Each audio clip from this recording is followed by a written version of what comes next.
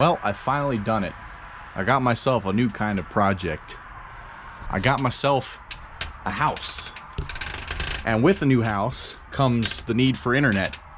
But it's kind of dark right now. As you can see, I live literally in the middle of a farm field with development in the distance. And of course they got Verizon Fios, which you can get gigabit internet, but they don't have that on my nearby dirt road street yet. So what I did is I got T-Mobile internet, and I'm going to show you the features that it gives. It's just a box, and it does not require any cable connection. This is an LTE router, and I'm just going to go over some of the features of the hardware itself.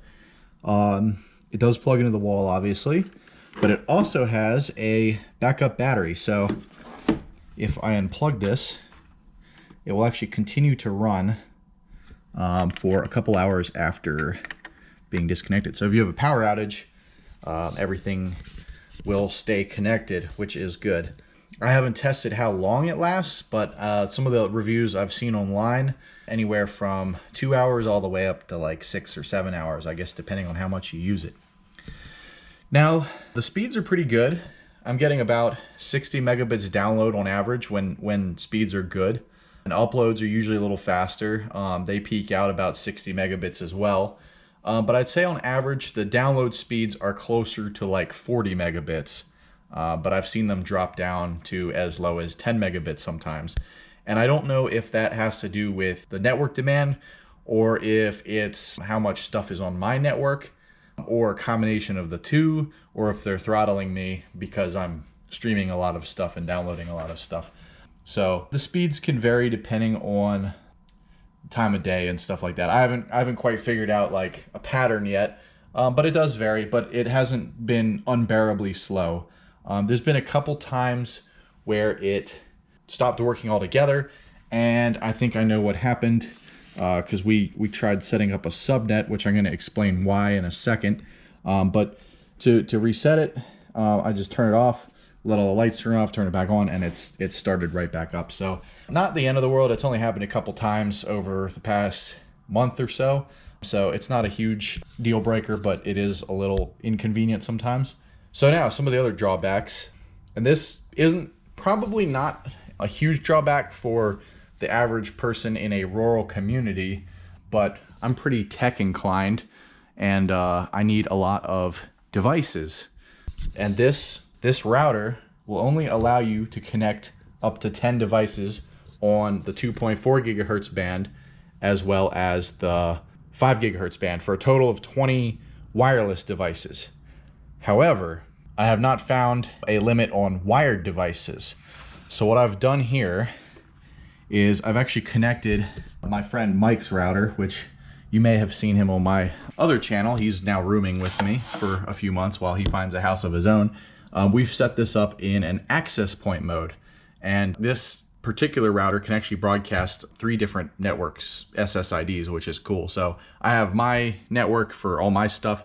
He has his network for all his stuff. So when he moved in, he didn't have to reconfigure all his devices. They all connected to his, and I could connect all my stuff to my network. And I think he said this router was like $100. So again, not a huge deal because this is actually free with the service. So there is that. So you don't need to be super technical to set this up, but you do have to set it up a specific way, or it will not work at all. It'll mess up all the, it will make your network not work. But yeah, access point mode, basically this just becomes the wireless equivalent of a network switch. And this still handles the DHCP. So this still hands out IP addresses, but it thinks that it's handing out IP addresses to wired devices because all it sees is the devices are connected through this, which, you know, some of them are wireless through here, but it doesn't matter because it's not going through the wireless on this.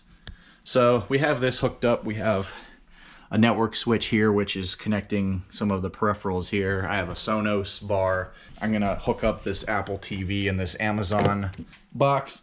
I also have a lot of smart lights. These are wireless, and this is actually how I first discovered the problem. These are Philips Whiz lights, which are not to be confused with the Hue. It's kind of weird. Philips is competing with themselves which I'd like to do a review on these as well.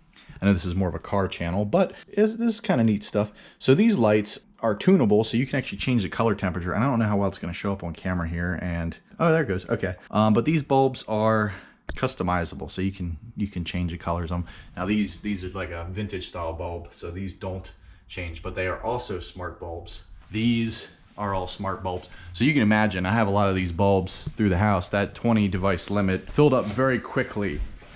And I got more lights in here. I have all these strip lights up here. This is getting slightly off topic, but I kind of want to do a video on all the smart lighting as well. And that light hanging over the kitchen is also a smart light. So there's a lot of smart lighting going through that T-Mobile router, because this is IoT. So this is actually going through the internet to control them. So anyways, we'll go back to the office here. Have another network switch. It's Mike playing Cyberpunk 2077. Oh, spoilers! Spoiler alert! I'm not going to show his screen, I guess. Well, that's why it's paused. What would you say? What do you think of the T-Mobile speeds? It's not terrible. It's not terrible. You'd say better than Xfinity in a rural setting, right? Or Comcast or Cox. What cables? Well, say we don't even have cable on this street. Our other option was HughesNet, which is horrible. Oh, it's garbage and it's terribly expensive for what you get. So I'm gonna do a speed test here. This is random, whatever the speed is. Download all the porn I can while you're trying to do this. Now it's really weird. The speedtest.net I've noticed doesn't load properly, so I go to Google's speed test. I don't know if T-Mobile like intentionally does that, so you don't like berate them, but I just use the one built into Google, which you see it's about 40 megabits. What I said earlier, sometimes it peaks around 50 or 60. Then we'll wait for the upload. Usually is faster for some reason, but it kind of ramps up. Yeah, to be fair, we are in sight of a tower. Yes, and I'm gonna make a point on that. I kind of wonder what would happen if we had a directional antenna. So right now the upload is actually slower, which is unusual. Usually this is closer to like 60. It bounces around depending on the load.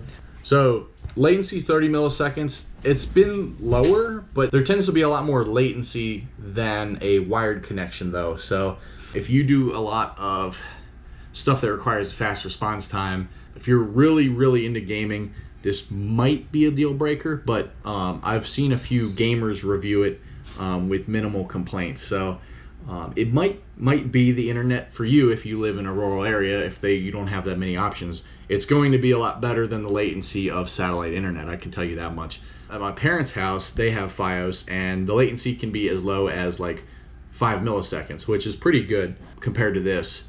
But 30 milliseconds is still not horrible, but it's getting on the higher side of where you want to be for very responsive gaming experience. So that's all I have to say about the speeds. I can't complain about the speeds that much. As you can see, we're running a lot of stuff on our network, and I don't even know. I'd be curious to see if this breaks the terms of service, but technically most of the stuff that we're plugging in is directly wired to it. So I don't think it's an issue. I think it's just a firmware limitation of the built-in Wi-Fi radio. So I have gone on Xbox Live. I did not notice a huge latency issue. In fact, I didn't really notice a latency issue at all. It seemed to have trouble finding lobbies sometimes, but I don't know if that's just because there's not a lot of people on the older Forza games, which is usually all I play. Let's talk about the pricing. It's $50 a month. All in. All you have to do is pay shipping for the modem, but you don't have to pay for the modem as long as you return it when you are done with the service. So $50 a month gives you whatever speeds they offer, which is a pretty good deal, honestly, because I know that Xfinity and Cox in that same price tier and performance tier, or even lower performance tier, will cost more. So the pricing is right, and it's a pretty reliable service so far, so I can't complain there. I do wish that the built-in radios could handle more than 20 devices total, but we're pretty technically inclined, so it's not a huge deal for us, and anyone that's technically inclined can find that workaround themselves. I just showed you that it works, so if you're curious to know if that works, it seems to be working fine. So I just want to put this quick note in here before I draw my conclusions. The T-Mobile tower is actually straight ahead. So I don't know if you can see it on this camera, but it's pretty much line of sight to the house. So I'm able to put it in the middle of the house away from the windows, and it still gets a full signal. So obviously your mileage may vary. Your tower might not be as equipped as the one in my area, and you might not have the best signal. But I think when they sell this to you, they make sure that your home address is within a practical range of a tower. So that's my review. Do I think this is a good deal? Absolutely, especially if you live in a rural area. And they're kind of marketing this to rural communities because the rural communities tend to get left behind when it comes to high-speed internet. And if Cox or Xfinity or CenturyLink are your only options, this is probably the way to go. Yeah, it's $50 and you get internet. There's no negotiation, there's no taxes, it's all included, and all you have to do is pay shipping for the box. They don't charge you for the box, and they don't make you rent the box. They only charge you if you don't return it when you terminate the service. So I think that's a great deal. I don't plan on returning this. I know a lot of reviewers said they tried it and they said they're returning it, but honestly, this is pretty much my only option out here. And even if I had other options, I'd probably still stick with this. It's certainly faster than satellite internet, and my experience with Comcast as a company has been absolutely horrible. And my experience with T-Mobile as a company has been far superior than that of Xfinity, Comcast, Verizon, etc.